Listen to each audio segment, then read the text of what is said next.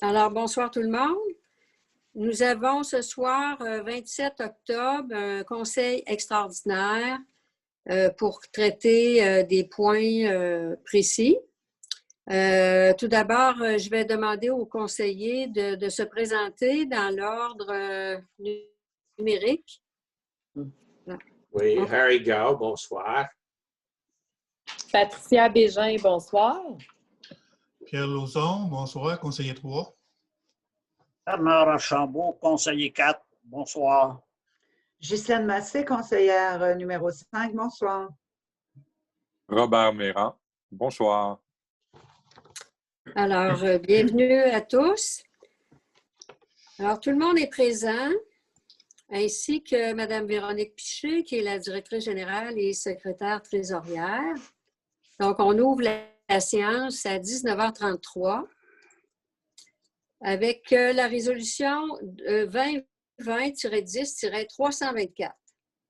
Alors, considérant que je procède à l'ouverture de la séance à 19h34, considérant que l'Organisation mondiale de la santé a déclaré une pandémie de la COVID-19 le 11 mars 2020, considérant le décret 177-2020 du 13 mars 2020, qui a déclaré l'état d'urgence sanitaire sur tout le territoire québécois pour une période initiale de 10 jours,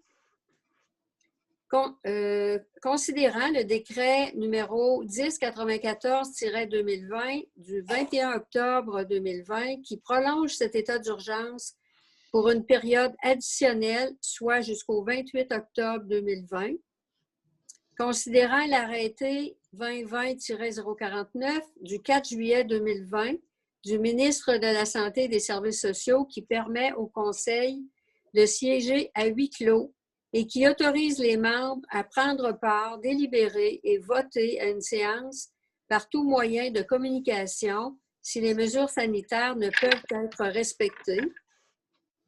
Considérant qu'il est dans l'intérêt public et pour protéger la santé de la population, des membres du Conseil et des officiers municipaux dont la présente séance soit tenue à huis clos et que les membres du Conseil et les officiers municipaux soient autorisés à y être présents et à prendre part, délibérer et voter à la séance par vidéoconférence, considérant que l'avis de convocation a été notifié tel que requis par la loi aux membres du Conseil, selon le Code municipal du Québec, article 156.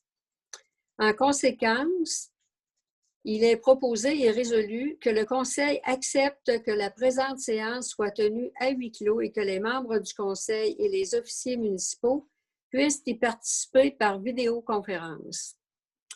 Alors, toute la documentation utile à la prise de décision a été rendue disponible aux membres du Conseil au plus tard 72 heures avant l'heure fixée pour le début de la séance, selon l'article 148 du Code municipal du Québec.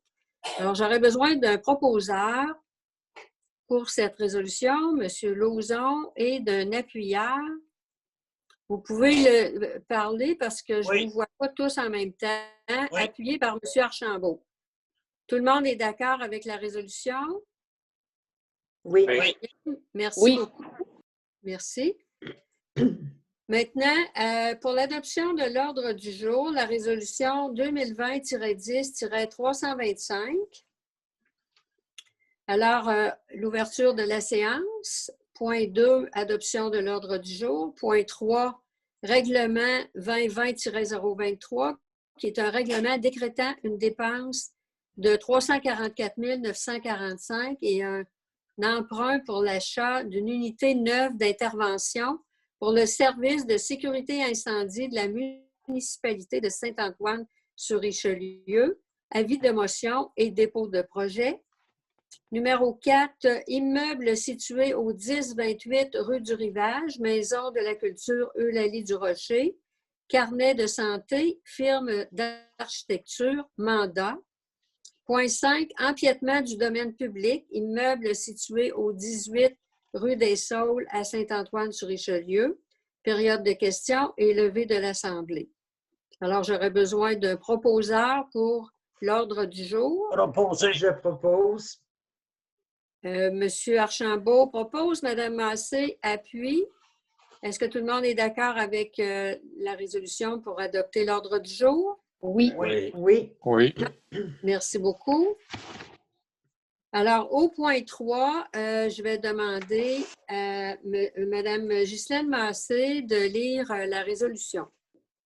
Alors, le règlement 2020-023, règlement décrétant une dépense de 344 945 et un emprunt de 340 945 pour l'achat... 344. Pardon?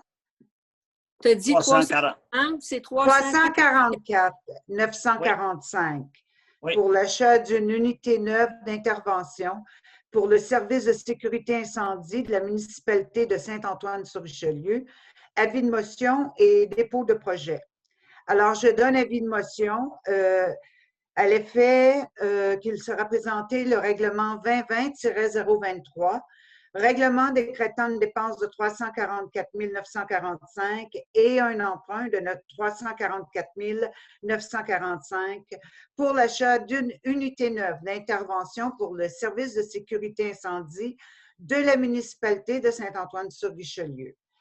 Le projet de règlement, je dépose le projet de règlement et des copies du projet de règlement sont à la disposition du public et sur le site Internet de la municipalité. Très bien. Merci beaucoup, Mme Massé. On s'en va au point 4. Je demande à M. Pierre Lauzon de faire la lecture de la résolution. Oui, il s'agit de l'immeuble situé au 1028 rue du Rivage, qu'on appelle la Maison de la culture Eulalie du Rocher.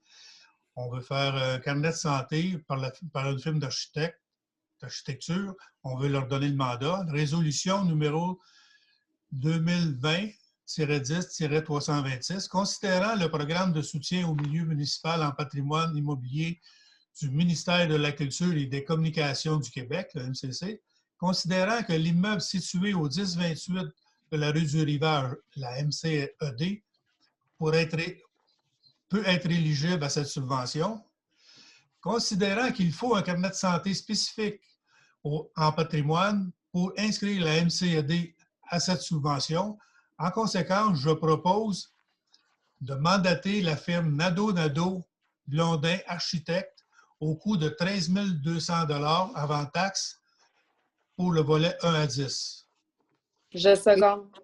Appuyé par Mme Patricia Bégin. Tout le monde est d'accord avec la résolution? Oui. Oui. D'accord.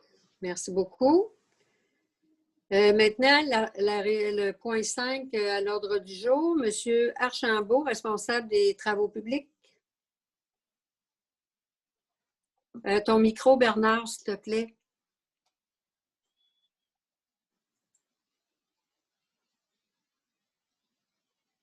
Excusez, empiètement du domaine public, immeuble situé au 18 rue des Saules, résolution 2020-10-327, considérant la demande du propriétaire de l'immeuble situé au 18 rue des Saules, le demandeur, pour faire l'installation d'un amas d'asphalte style dos-down, c'est un dos-down, oui, dans son entrée charretière, mais située dans l'emprise municipale.